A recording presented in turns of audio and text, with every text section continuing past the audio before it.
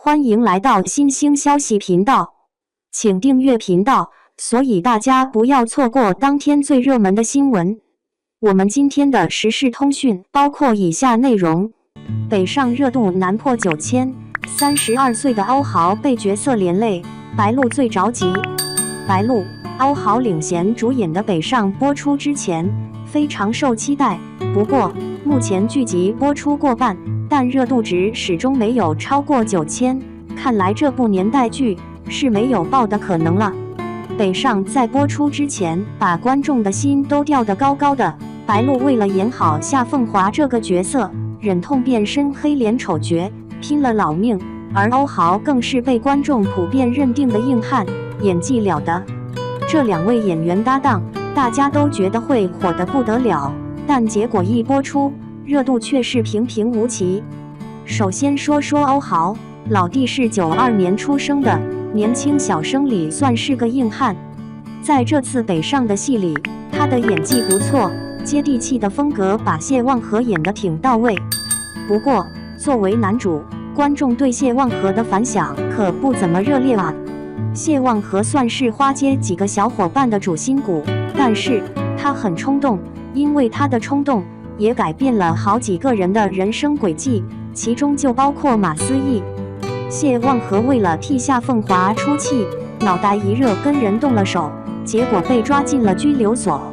眼看高考就要来了，谢家的爸妈愁得都快掉头发了，隔壁邻居们也为他捏了一把汗，甚至马思义特意出去借钱帮他。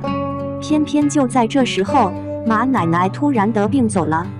虽然马思义没把责任推给谢望和，但如果没有那件事，马奶奶可能就没那么早撒手人寰。即使马奶奶最后也躲不过，但至少马思义能在身边，他就不会那么心碎了。后来马思义的弟弟不幸去世，谢望和一直心里有个结。马奶奶去世后，马思义为了不拖累邻居，决定放弃高考。马思义的妈妈念着弟弟的事情，心里也难受，觉得弟弟根本不想和马思义分开。在路上，弟弟看到谢望和正拖了妈妈的手，想往水里跳去找他，结果一艘大船飞过来，弟弟就这样没了。马思义受不了那么大的压力，干脆一声不响地跑了，而谢望和心里一直过不去那道坎。后来他跟几位哥们儿去北京搞外卖，结果还跟夏风华的快递公司杠上了。表面上谢望和看着风光，但其实做事风格挺冲动的。而且北上里的配对感情戏也能说是拖拖拉拉，真没啥吸引力。欧豪这2年影视圈的运气相当不错，戏部队也不少。说到北上，他显然是期待满满，结果播出效果却让人大跌眼镜。看来想靠这部剧蹭蹭热度升个咖位，还是有点悬呀。除了欧豪，白鹿在北上中也是急得像热锅上的蚂蚁。白鹿这个姑娘1994年出生，自打出道以来，就像风卷残云一样演了不少偶像剧，像《宁安如梦》《半是蜜糖半是伤》《周生如梦》还有一生一世，她的表演可真是顶呱呱的。如今的白鹿都快上30了，这次演北上，她明显是想多试试水，既不想放弃偶像剧，也想在年代剧和其他类型里寻求突破。她的想法没啥问题。在北上中，白鹿饰演的夏凤华可是下了不少功夫，但观众们对这个角色的评价却是褒贬不一，尤其是夏凤华的高中戏份太多，大家也开始调侃她装嫩了。最近这些年，年代剧火得不要不要的，尤其是那些实力派演员，都是大腕儿。这次的北上也不例外，胡军等老戏骨撑场子演老一辈儿的。不过，关键的男女主角设定真心让人不太喜欢，所以北上在观众心目中根本算不上什么经典之作，热度就是上不去，这也是没办法的事。北上算是比上不足，比下有余，虽然不算爆款，但依然还是能追下去，也期待着后续剧情，白鹿、欧豪能有更加精彩的表演吧。2. 北上4主演换造型，白鹿长发变美，欧豪沉稳人肤感，他认不出。白鹿，欧豪主演的年代剧《北上》正在热播中，播出过半，时间线来到2014年，结束了苦难疼痛的青春线，职场创业线更加激动人心。看了这么久，花街的朋友们终于北上了。北上的北漂副本正式开启，凤华和望和真的支棱起来了。谢望和夏凤华收拾东西前往北京，一个将迎接大学生活，一个要奔赴美好前程。回首前面的剧情，现在想想，一切的苦难和付出都是值得的。这俩狠人终于收拾包袱冲去北京了。当年多少人做梦都想去北方闯荡啊！从村里到皇城根儿，这剧情比坐过山车还刺激。当年北上的热血和迷茫，现在看全是打工人的真实写照。随着新副本开启，花街小伙伴都换造型了。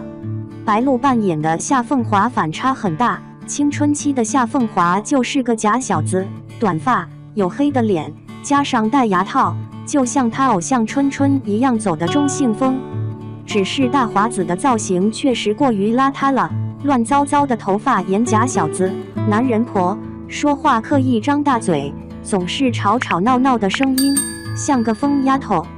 工作后的夏凤华换成了长发，牙套也取了，脸也白净了，还真是判若两人。成长后的她没了一丝夏凤华的性格，仿佛小时候是另外角色的童年，该有的倔强、坚强和不拘小节都没看到了。创业后长发夏凤华很温柔，反差很大，前后也很割裂。后来的华子越来越漂亮，和谢望和结婚时应该是最好看的。欧豪扮演的谢望和从校服换成了西装衬衣，还戴上了眼镜，整个人一下子成熟了。高三最后一年才认真学习，逆袭考上了人大，不愧是花街最聪明的子。谢望和青春期时就长相老成，校园时期是齐刘海，创业后把头发梳上去了，创业后这个造型反而更显年轻。有钱了后会捯饬了，皮肤更白净，穿的也更正式，显得更精神，自带人肤感，和白鹿的 CP 感一下起来了。